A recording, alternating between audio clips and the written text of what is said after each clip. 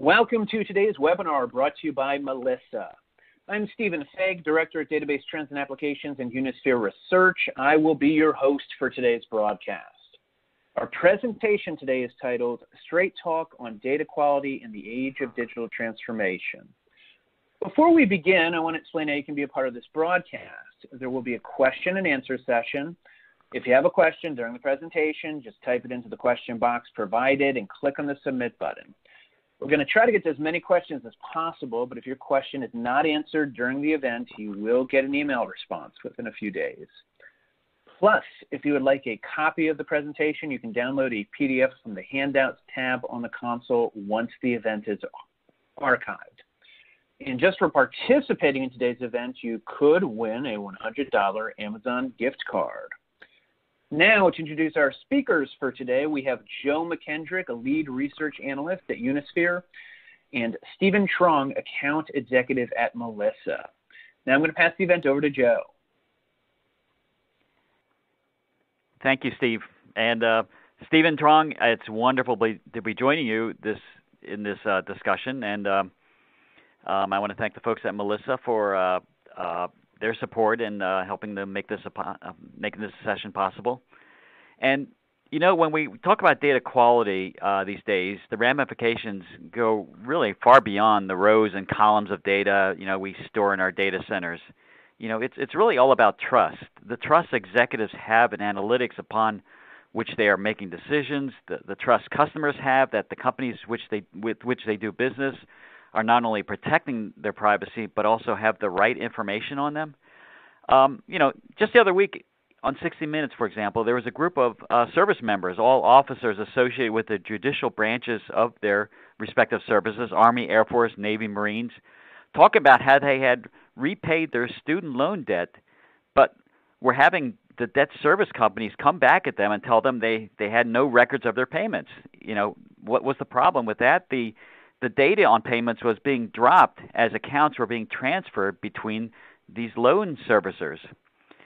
And think about healthcare. Another example, data related to procedures and prescriptions can prove devastating. Not to mention the messes created among health insurers' billing practices. So there's some very steep, egregious ramifications for low or bad data quality. Think about the ever-expanding Internet of Things, those edge and IoT devices connected to the enterprise, your sensors, remote systems, other devices, all churning out data. And the folks at Gartner put the number of enterprises and the enterprise IoT market at about 5 billion endpoints as of last year, 2020, and that was a 21% increase from the year before. So these endpoints are really multiplying fast. And the amount of data generated by these IoT devices are expected to grow from 18 zettabytes to reach 73 zettabytes. That's the estimate by 2025. And to put that in perspective, 1 zettabyte is equal to 1 billion terabytes or 1 trillion gigabytes of data. So fortunately, though, most organizations don't have their dirty laundry hung out to dry on 60 Minutes, and I would say in most cases, lives aren't on the line, outside of the medical profession, but most do have plenty of activity on the business side. You have mergers, acquisitions, new ventures, new approaches, new customers, which makes organizations vulnerable to information shortfalls. This means data coming in, being moved back and forth, and perhaps pieces of it going missing, or are dated, or are filled with errors, or don't sync up with their current reality. And there's a real cost to this. Michelle Gates over at she's an analyst over at Forrester. She put it a couple years back, quote, "The value of a company can be measured by the performance of its data," unquote. And to quote the folks at Gartner again, they say poor data quality may be responsible for an average of $15 million per year in losses to organizations. So that's and then there's the ill customer will and bad publicity that comes with problems with data. So there's even erroneous decision making that can be based on faulty data as well that could cause a lot of problems. Here at Unisphere Research and Database Trends, we feel that trust in data is the force that keeps enterprises moving forward in this digital era. And if you're going to become a data-driven enterprise, your data better be the best and most trusted data you can possibly acquire, most possibly process. So to look at the issues behind data quality and what needs to be done to fix things, we joined with our partners at Melissa to conduct a survey of data executives and professionals on where things stand and their perceptions of what needs to be done. Yeah, our survey covered 238 respondents that included IT managers, database administrators, CIOs, data architects. More than a third, 36%, are the folks charged directly with implementing data quality solutions, and another 1/3 are active in recommending solutions. We had a nice range of company sizes and a pretty nice range of industries as well. Tech, financial, healthcare, manufacturing services, some key industries there. And data quality is considered essential to corporate performance going forward in the digital economy. There's no question that data quality ranks at or near the top of enterprise priority list. We found that 87% see it as important to a somewhat of a priority, with half citing it as their top priority. However, as you see here in this chart, close to half of data managers in our survey say that they either don't have an active data quality strategy or aren't even aware of one. Such strategies are critical as customer and product data are on the line.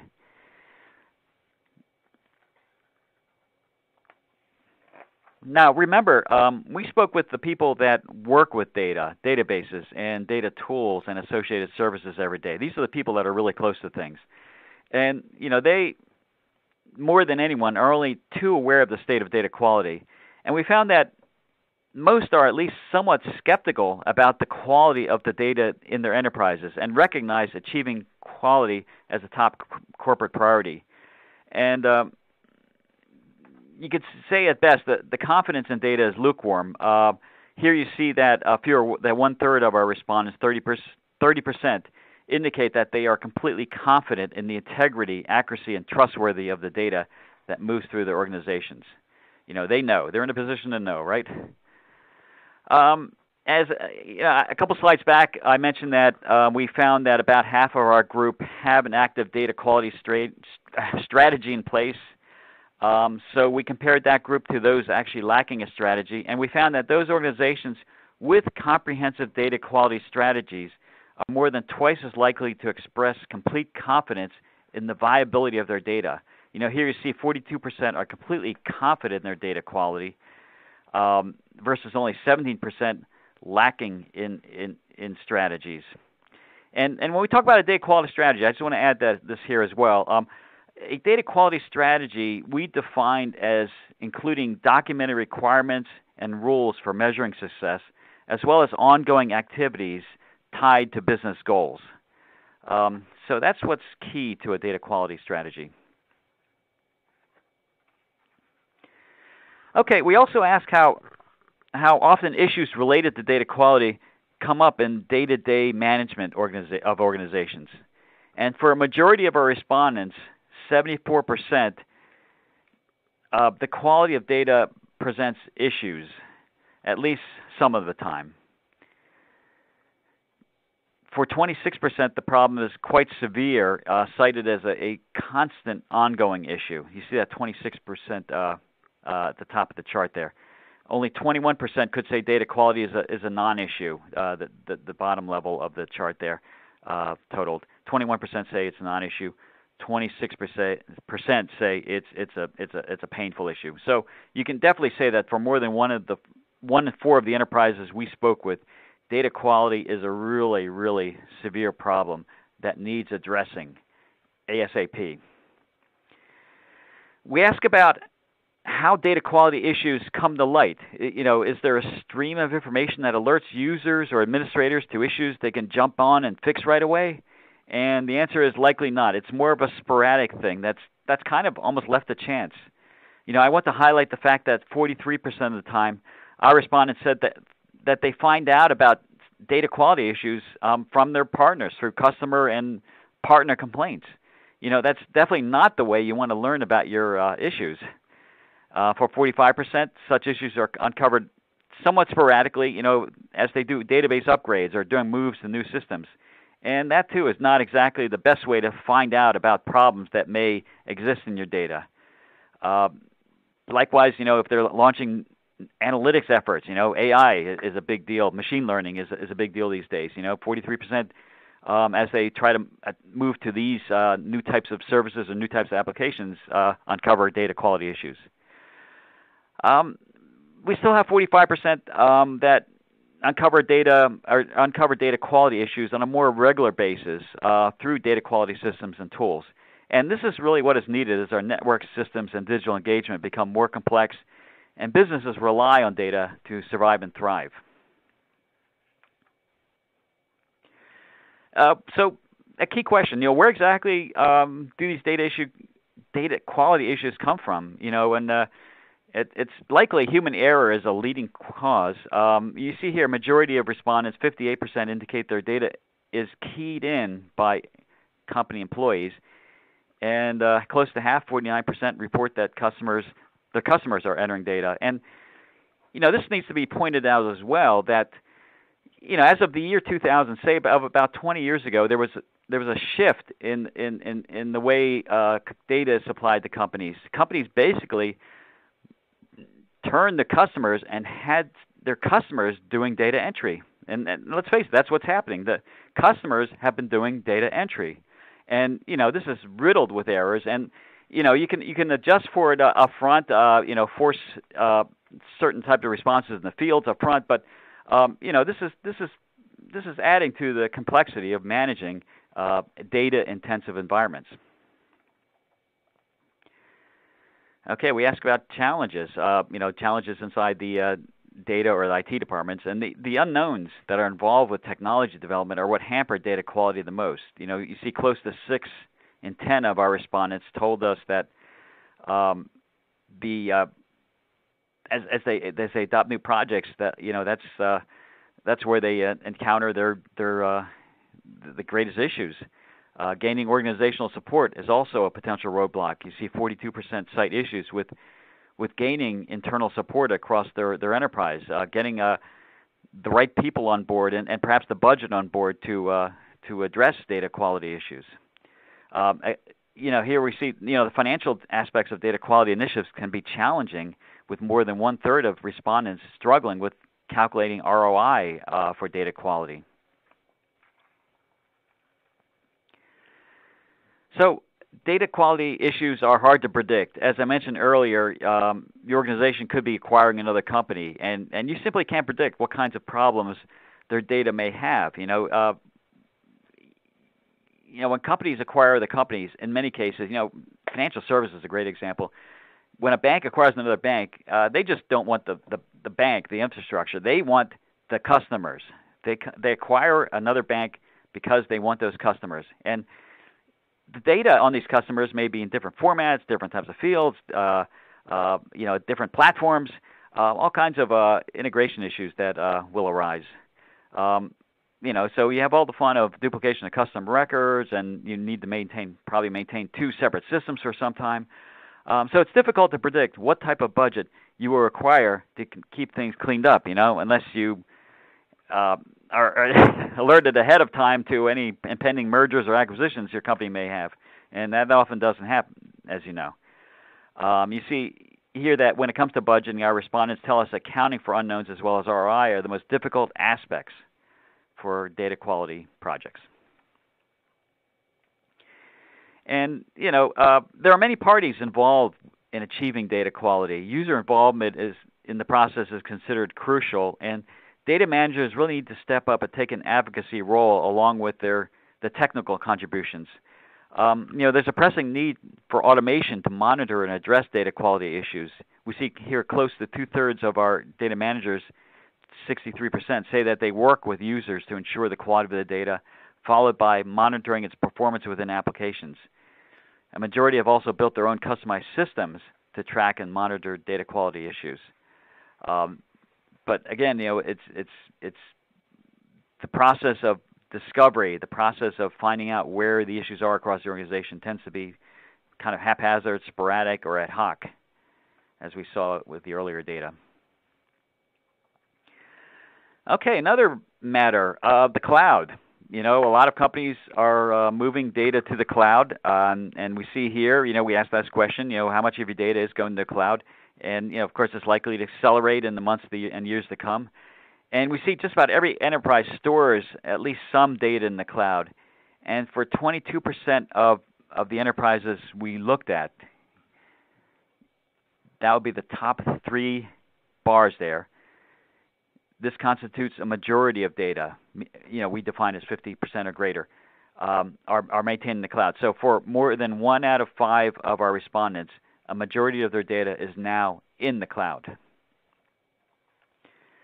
So when you move to the cloud, does this resolve your data quality issues? You move into the cloud, and you have a cloud service provider out there, and they're taking good care of things. Does this kind of solve the problem and take data quality out of your hands? The answer is no, and that's what our respondents tell us. Most organizations, while they have moved some data to the cloud, that doesn't mean their data quality issues are being resolved. In many cases, cloud adoption is increasing the amount of issues, the number of issues that they face.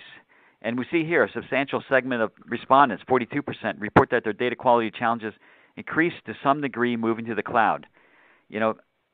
So cloud does not appear to reduce the challenges that may already be existing within your data center, within your enterprise. Only 8% here say they've seen some kind of alleviation of their issues through the cloud, and 14% simply do not even know if there was any effect moving to the cloud.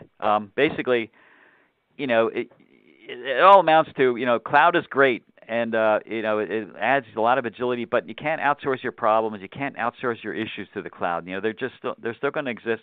And in fact, as you adopt cloud, you have a hybrid environment. So you need to worry about the data that's on site, the data that's out in the cloud, how that needs to be integrated, what data goes where, the movement of that data. So cloud is presenting a host of new challenges in this quandary. We also ask data managers what's being done. What are you doing to resolve data quality issues, and what do you intend to do? And we found that up till now, many have turned to custom homegrown solutions to resolve these issues, and there's also involvement of business users. Many assign some responsibility or oversight to their business users. And in the future, while most data quality efforts have been custom built in the past, the largest segments of respondents for the future are turning to outside assistance to move forward with their data quality issues. And they're relying on third party to help with the integration between applications. And as I said before, the cloud has caused problems, and the cloud has maybe increased some data quality issues, but there are also cloud-based solutions out there that are helping to resolve them as well. So the cloud giveth, the cloud taketh away, right? You see here cloud-based APIs are offering a means to help address data quality issues, solutions out in the cloud. So we found in our survey that data quality initiatives are not widespread enough at this time. They're not widespread enough to enable consistent quality, and discovery is often through informal processes. And the greatest risk factors come from project complexities and other unknown factors that may arise as new technologies and architectures are implemented, as well as changes in the business. Again, your business acquires another business, or you're absorbed by another business, or you're starting a new line of business. These require a lot of attention, and of course, gaining organizational support. We interviewed, we spoke with the managers of databases, DBAs, and so forth, data architects, about the issue. They're close to it. They're close to the problem. They understand the problem. They see what's going on.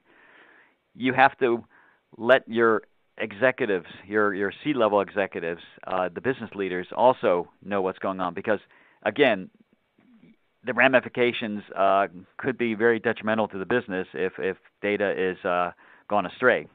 So here are some steps to take in putting data quality front and center within your organization. Take a leadership role. The folks working with the data, who understand what's going on with the data, need to step forward and begin advising and guiding efforts to address the issues that may arise as an organization seeks to become more of a data-driven organization. Measure what's going on. Measure and track key data metrics on an ongoing basis, especially for the timeliness, consistency, and completeness of data. Monitor, ensure that the incoming data coming in from various sources meet standards. There's a lot of reliance. I mentioned the IoT, for example. So there's a lot of sources, a lot of stuff coming in to the enterprise from the outside world, and this needs to be monitored and regulated to some degree. And again, the cloud, your cloud providers, they're probably great people, but they're not going to be taking care of data for you. This is something that the due diligence comes back to the enterprise, the owner of the data, the enterprise. And finally, automate as much of the process as possible. You don't want manual processes. You don't want your DBAs, your staff constantly going in and attempting to fix things or script or constantly have to double check things. You want to build some automation into that. And data ops, the practice of data ops, which ensures the flow of an automated pipeline of data from sources to storage to processing, is a great practice to pursue to move in this direction.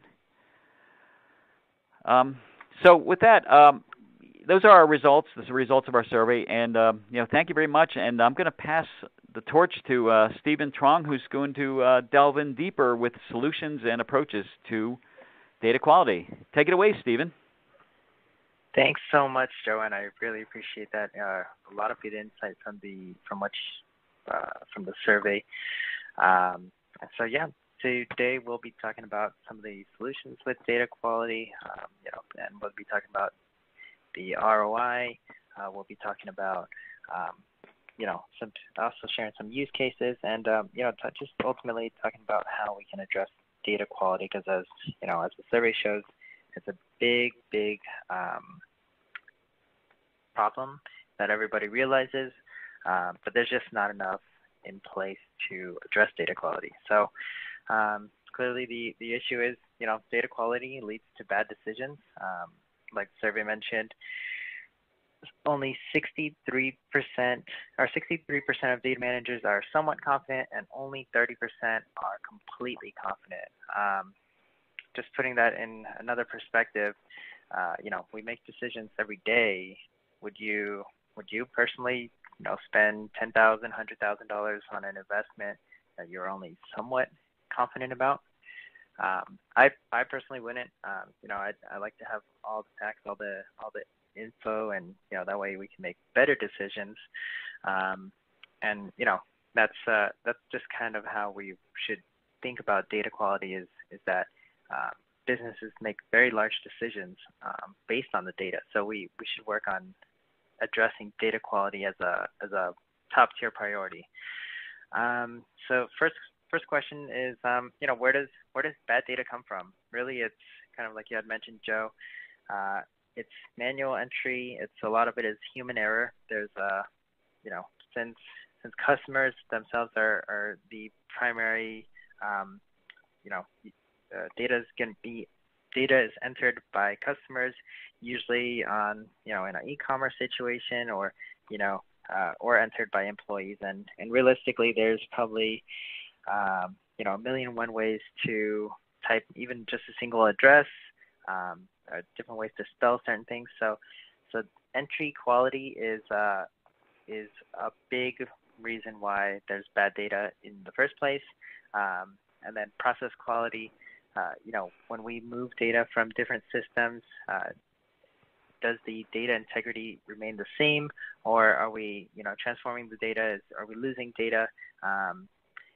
Just like the example mentioned earlier, data gets lost with the student loans, when we're transferring from the servicers. So, things like this could cause a lot of errors. Identification quality. Are there two similar objects that are identified correctly, the same or different? So, just deduplicating and managing all the duplicates in the database.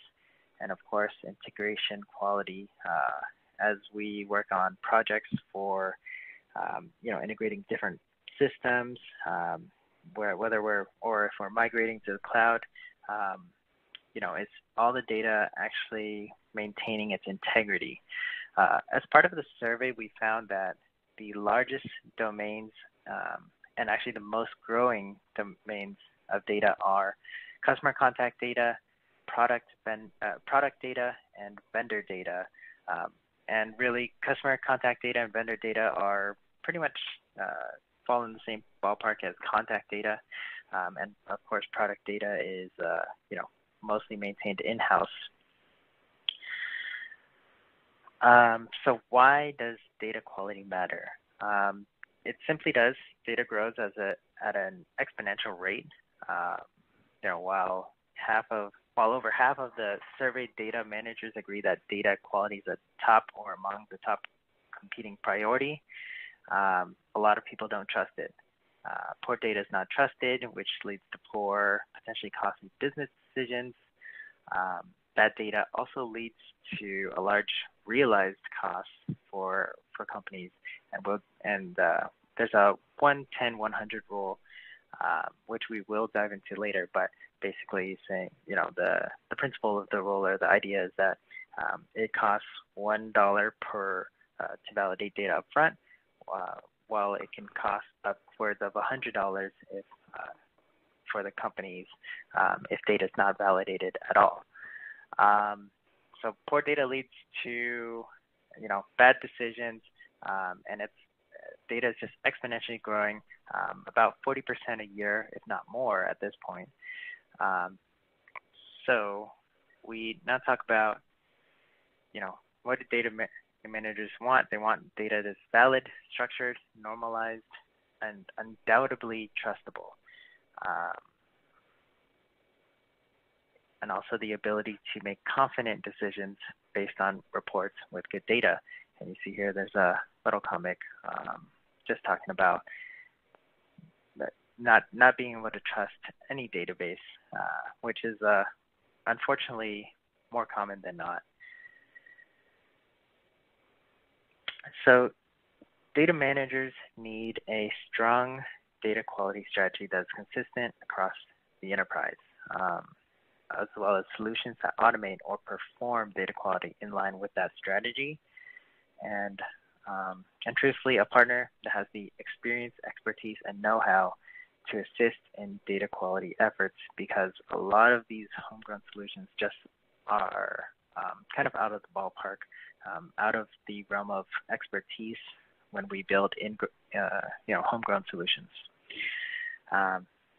So enter Melissa. We're a global leader in data quality, featured in Gartner's Magic Quadrant for data quality. Over 35 years of experience.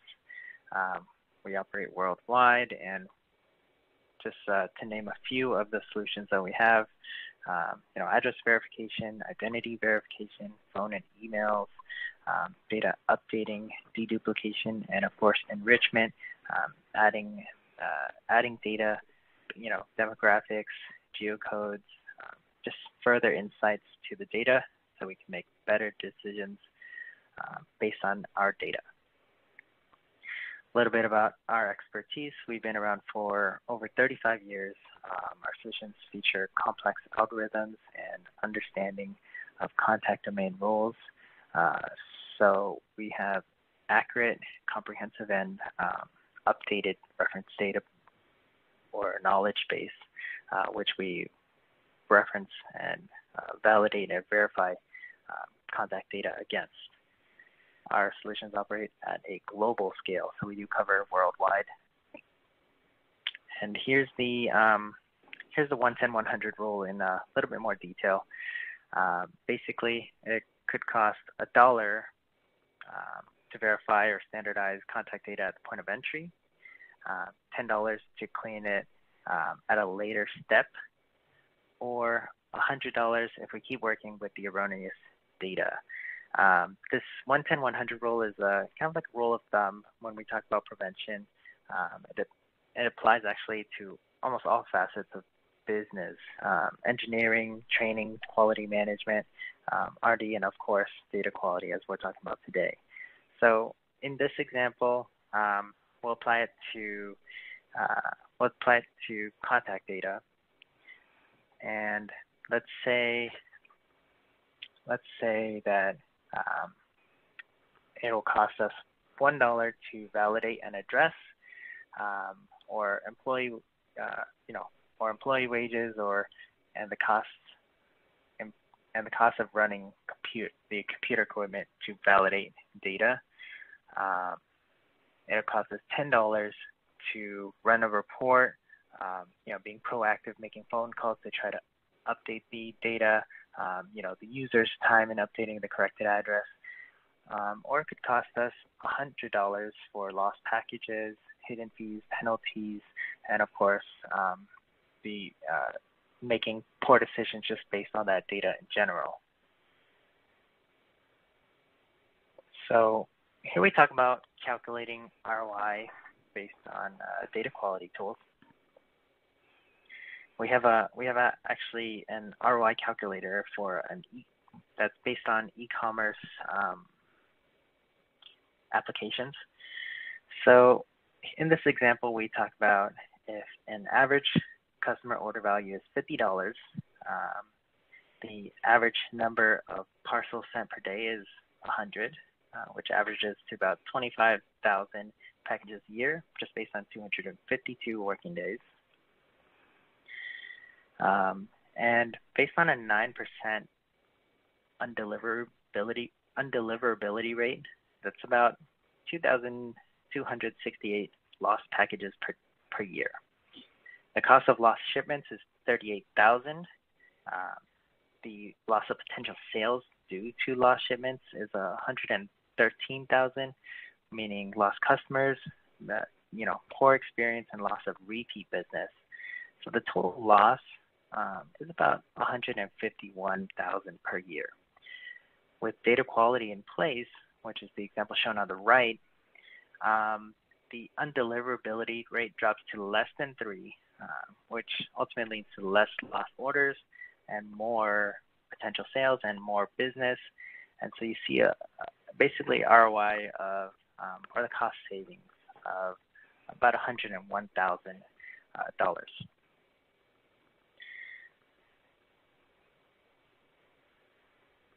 So some of the top benefits for maintaining high quality data, obviously increase revenues, reduce costs or expenses. Just as Joe mentioned earlier, Gartner estimates the cost of bad data upwards of $15 million a year for companies. Lost time spent reconciling the data, greater confidence in analytical systems, and better decision making, as we've mentioned, increased customer satisfaction, fewer errors, more accurate orders, better informed decisions, better supplier performance, faster decisions, and truthfully a single version of truth when we talk about customer data. So here I'll dive into a use case where we're talking about specifically the confidence in data. One of our customers, ShareNow, who was actually formed from a merger of Car2Go and DriveNow, is a free floating car sharing service. Basically, what they do is they're pretty prominent in the urban areas of Europe, but it's kind of like the ability to rent a car and drop it off wherever you want, and another user in the network can just pick up that car and rent it and drive and drop it off wherever they need. They use Melissa data tools for data validation and verification during their onboarding process. So users can go to an app or online and register in a matter of minutes with the most data tools. ShareNow is now confident enough to trust the data and grant new users access to the car sharing network, allowing them to rent a car as they need.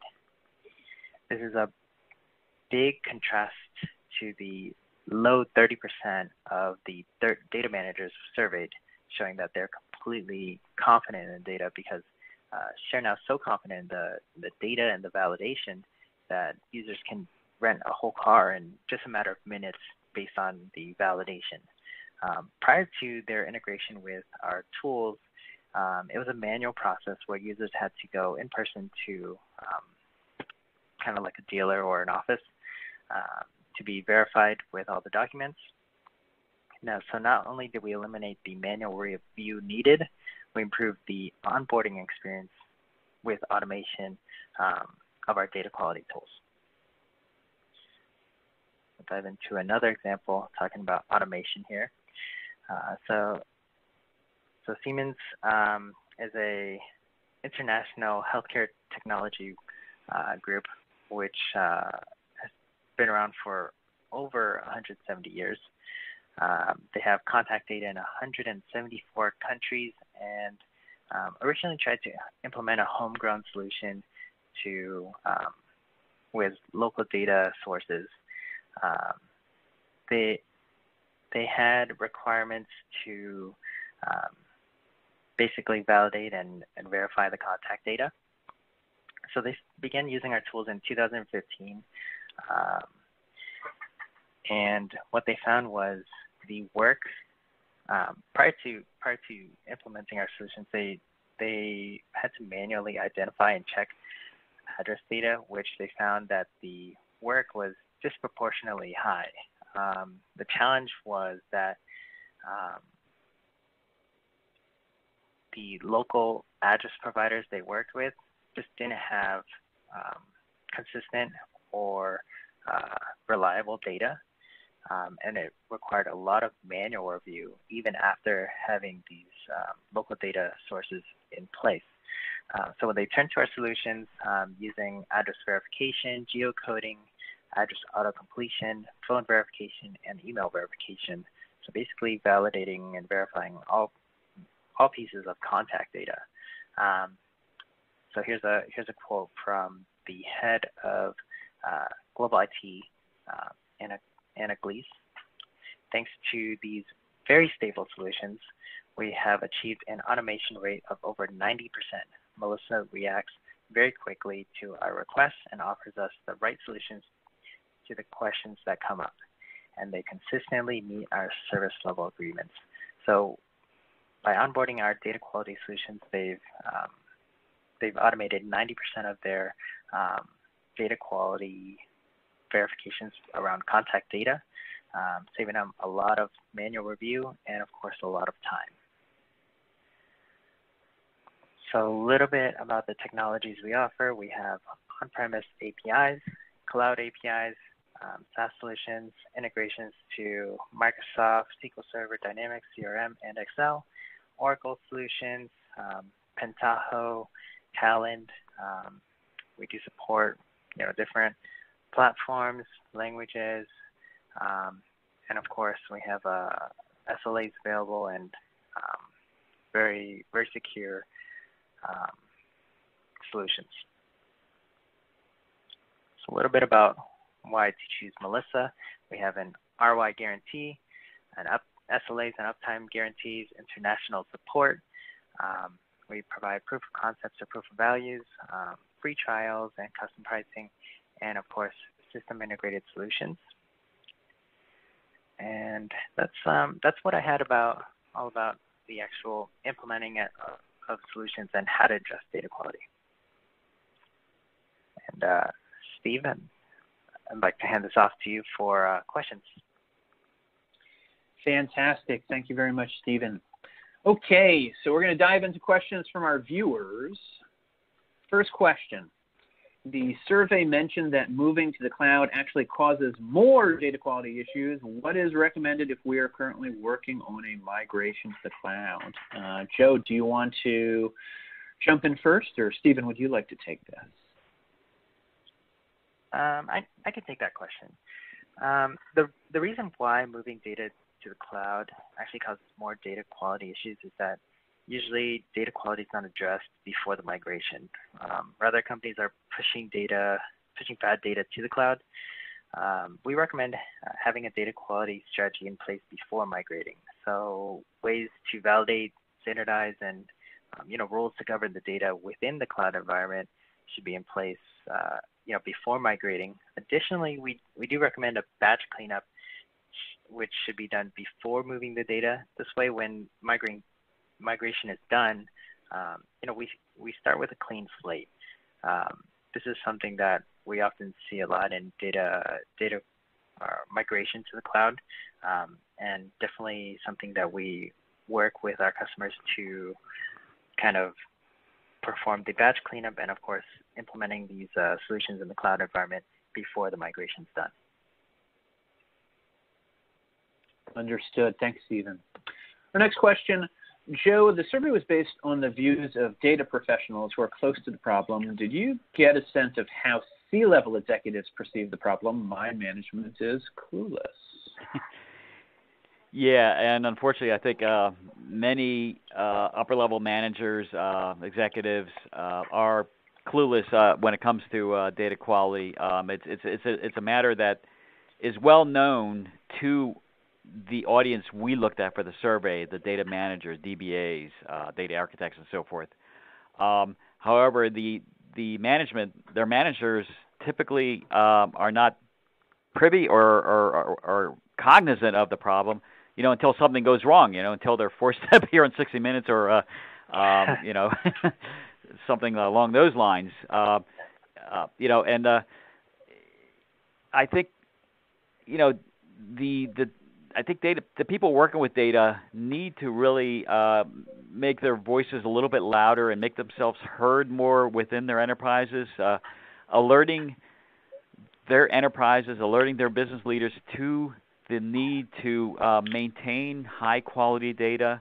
This is especially pertinent, as I mentioned, when companies go through mergers and acquisitions, they're doing it to get customers. They're not going to – a company usually doesn't acquire another company because it likes its buildings or it likes its branch offices or whatever.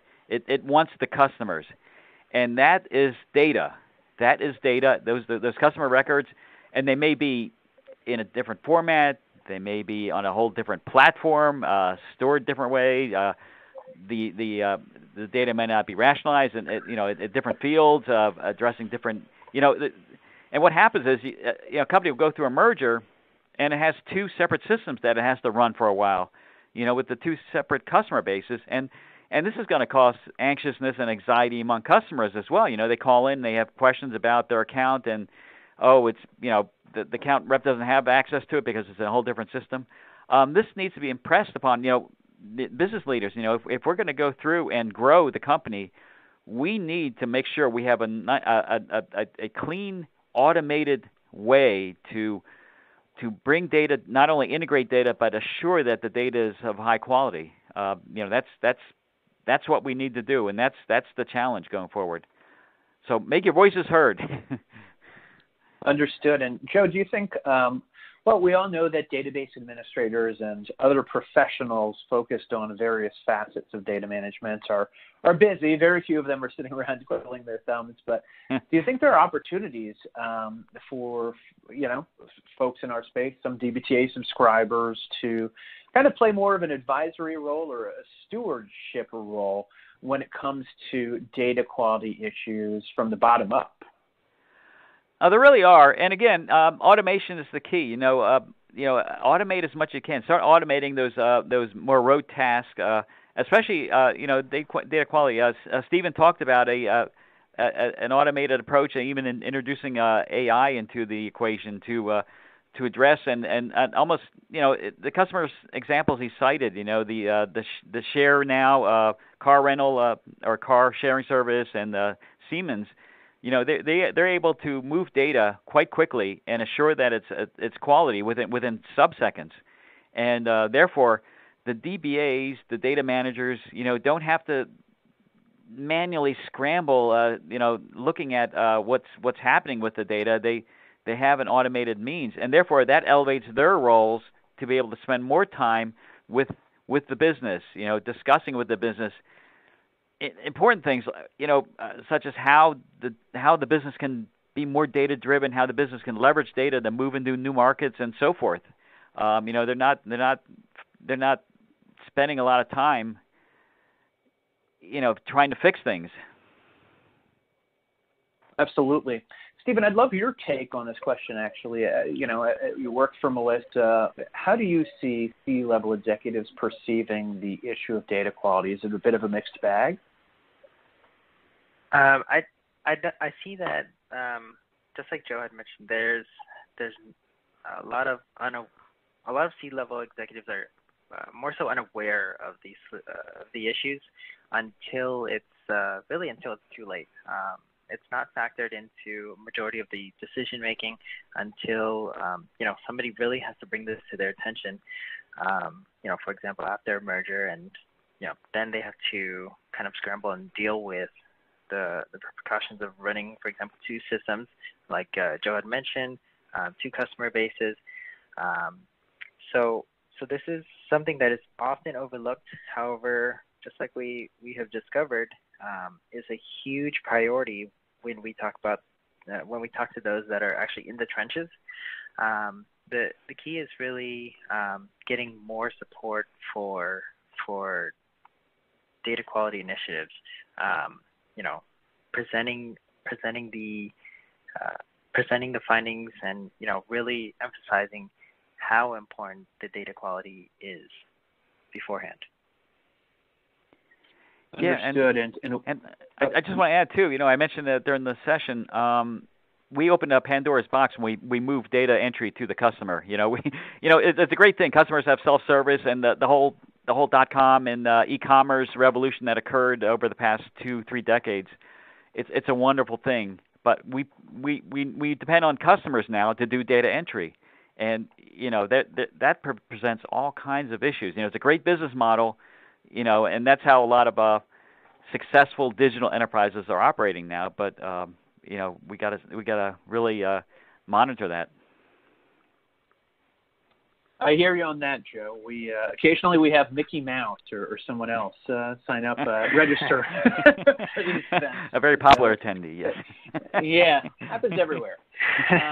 So this next question is actually related to something you were getting at before, Stephen. The fact that getting support for data quality initiatives can be difficult. And in part, this person asked this question because the value cannot be easily quantified.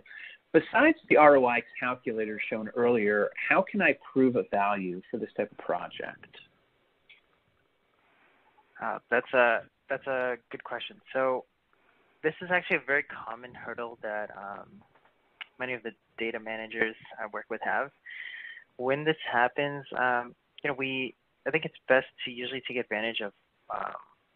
We have a well-defined proof of concept or proof of value process that keeps in line with our SOC and HIPAA and GDPR compliance.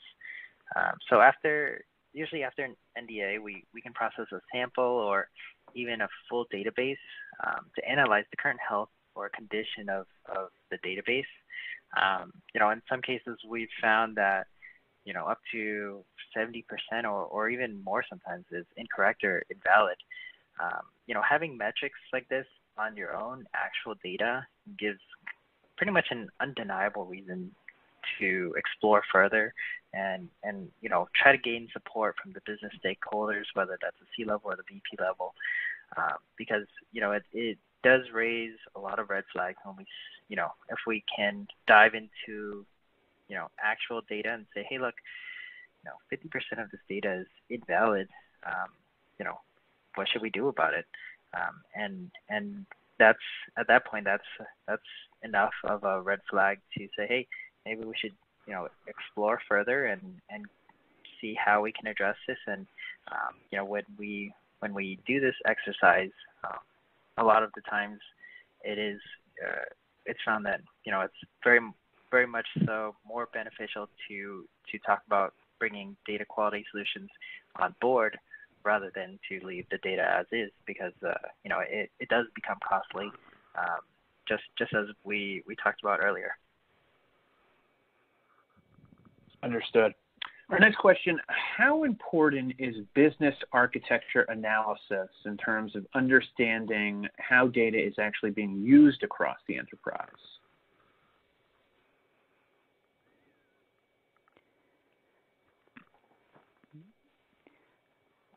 Well, I'll I'll attempt to, to address that. Extremely important. Because most enterprises now are hybrid environments. You have cloud, you have on-premises systems, you have third-party providers. You have a very dispersed endpoints across the enterprise as well. You need an architectural approach. I think any business that attempts to manage all this without some kind of architecture, is going to be in a lot of trouble. You need to be able to look forward and think about how this is all going to come together and develop a plan by which you will be implementing various technologies or platforms to move forward with this. Have a nice plan, but at the same time have a lot of flexibility built in because technology is constantly changing. Yeah, to chime in, architecture does seem as important as ever with regard to most functions of data management and analytics, tying them to business goals and making sure they're achievable. Stephen, did you want to weigh in on that? No, I think Joe hit it on the head there.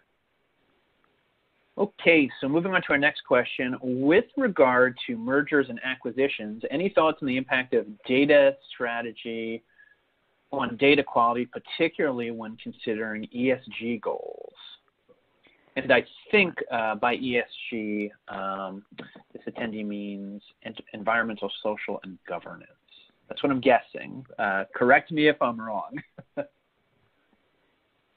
No, that's absolutely right. And I think that's, organizations that are really moving forward with ESG, they're organizations with a very strong purpose. They're very cognizant of the impact their products and services and employees are having on the world, and as well as on the community around them.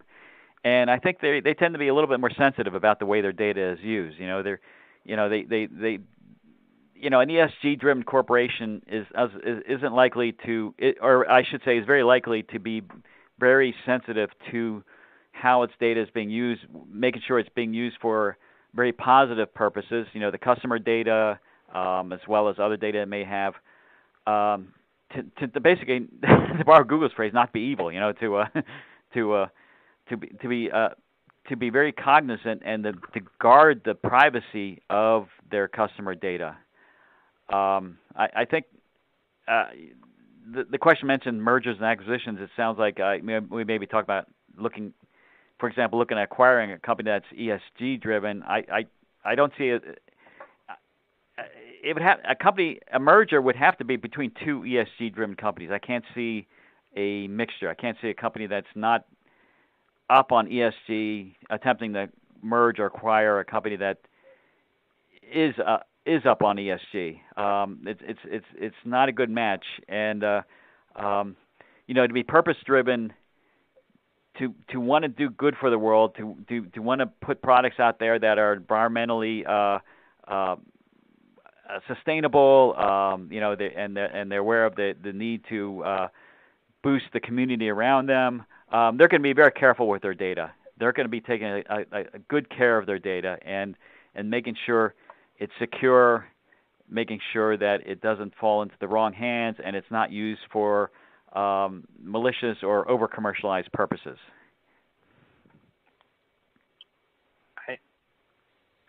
I agree with you, Joe. And I think kind of the first portion of that question was asking about the impacts of data strategies on data quality.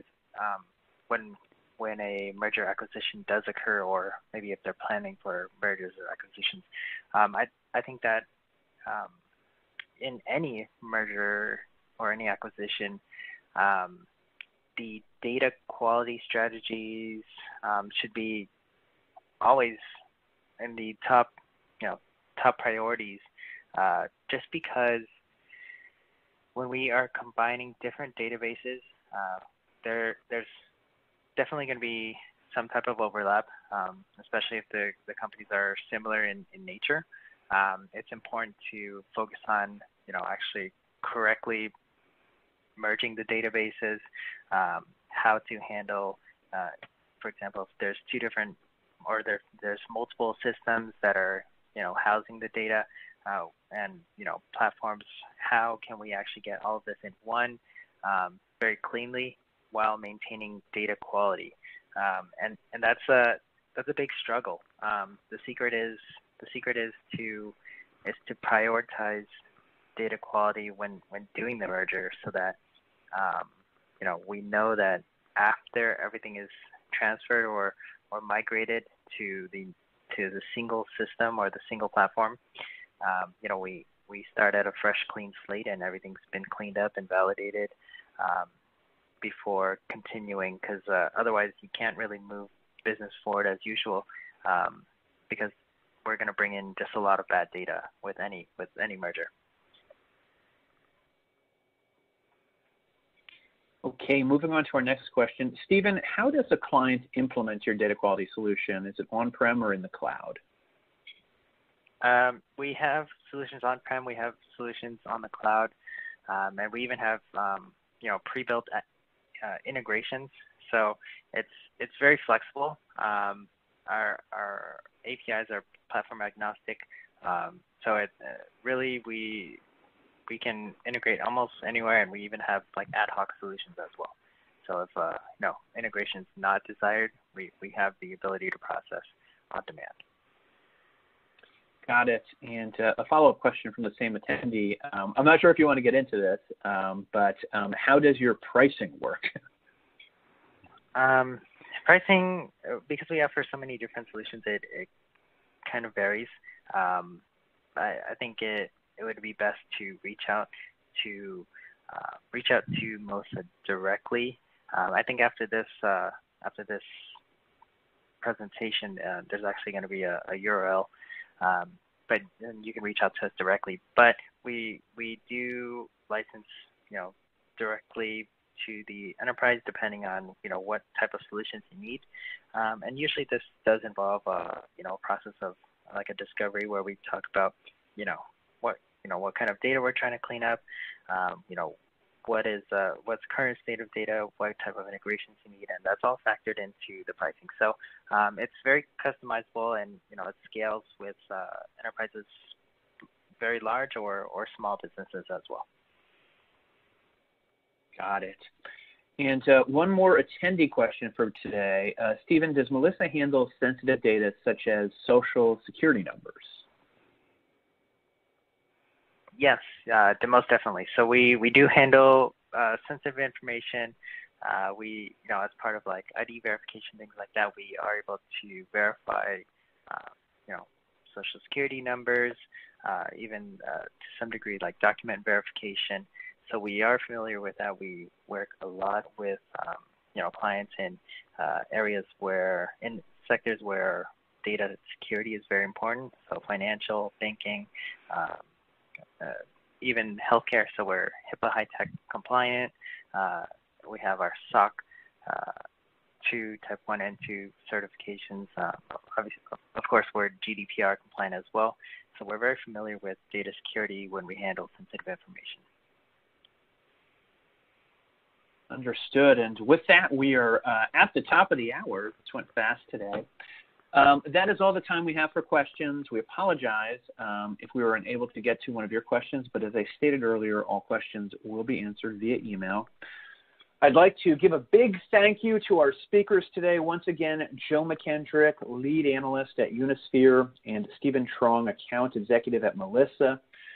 If you would like to review this presentation or send it to a colleague, you can use the same exact URL that you used for today's event. It will be archived, and you will receive an email within the next couple of days once that archive is posted. Plus, if you would like a copy of the presentation, you can download a PDF from the Handouts tab on the console once the event is archived. So look out for that email from us. Again, just for participating in today's event, you could win this $100 Amazon gift card. The winner will be announced on October 29th. We will reach out to you via email if you are the lucky viewer. Thank you, everyone, for joining us today, and we hope to see you again soon.